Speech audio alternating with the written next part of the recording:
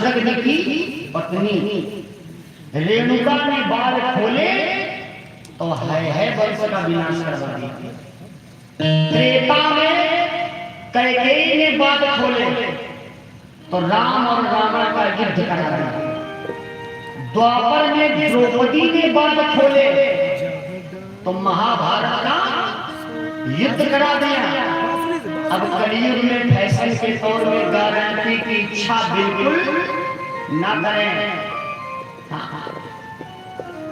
कहीं फंक्शन हो, कहीं जाना हो तो पहले ब्यूटी पार्लर जरूर। हमसे पूछा गया पंडित जी श्रृंगार कितने होते हैं? हमने कहा 18। बोले 18 कैसे होते हैं? हमने तो 16 सुने हैं, 18 कब से हुए? हमने कहा डी बढ़ गए जब से ब्यूटी पार्लर बढ़ गए, एक कटिंग एक सेटिंग डी बढ़ गए 18 हुआ। बाल तब कटवाए जाते थे जब पति मर जाता था। अच्छा, पहले भी माताएं श्रृंगार करती थी, यहाँ से मांग भरती थी यहाँ तक ताकि हमारे पति की आयु खूब लंबी हुई जाए। अब तो हमने शहरों में देखा, यहाँ नहीं शहरों में देखा कि माताएं ऐसे धीरे से यहाँ साइड में रख लेती हैं तो उनके पति उस साइड में बने रहते हैं।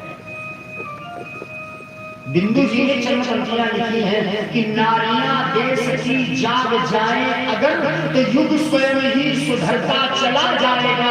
शक्तियां साधना साध पाए अगर हर मनुष्य ही संभलता चला जाए। बिंदु जी ने चंद्रपंथियां बोले गोविंद भगवान की। हमारा संत के दर्शन हो गए, आत्मदेव चरणों में गिर पड़े। महाराज बड़ी कृपा है जो आपके हमें दर्शन हुए। संत जी ने कहा पहले बताओ रोने का कारण क्यों रो रहे हो?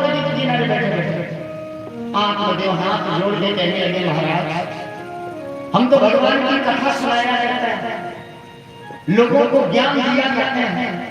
हमारी पत्नी का नाम धुंधली है, हमारा नाम आत्मदेव है, हम ब्राह्मण हैं, लोगों को ज्ञान देने वाला हमारा काम है। बस एक जीवन में समस्या है कि हमारे कोई बेटा बेटी नहीं है। कुछ विद्वानों का कहना है कि जिसके कोई बेटा बेटी नहीं होती है उसको मरने के बाद उसकी आत्मा को शांति नहीं मिलती, क्योंकि जब पिता का देहांत हो जाता है तो बेटे के द्वारा पिंडदान इत्यादि कर्म क्रियाएं की जाती हैं। हमारे बेटा नहीं है तो हमारे मरने के बाद हमारी आत्मा को शांति कैसे मिलेगी?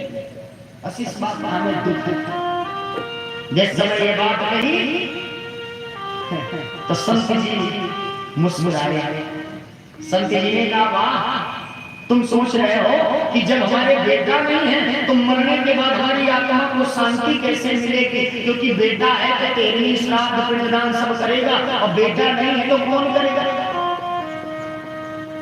संत जी कहने लगे आत्मदेव, अरे तुम्हारी आत्मा को शांति तो तब मिलेगी जब बेटा तुम्हारा लायक होगा। अगर बेटा नालायक निकल गया तो ना जिंदा शांति और ना मरने के बाद शांति। बहुत ऐसे चिता है ये सोचा करते हैं कि हमारा बेटा कब आएगा, हमारा बेटा कब आएगा, और जब शाम को 4 लोग उसको उठा के पहुंचाते हैं तो वही पिता ये कहता है कि हे भगवान हमारे बेटा नहीं हो, कम से कम ये दिन तो न देखने को मिलते। तो बताओ न जिंदा शांति और न मरने के बाद ना यूट्यूब पर आत्मदेव ने समझा तो आत्मदेव कहने लगे संत जी क्या कह रहे हो?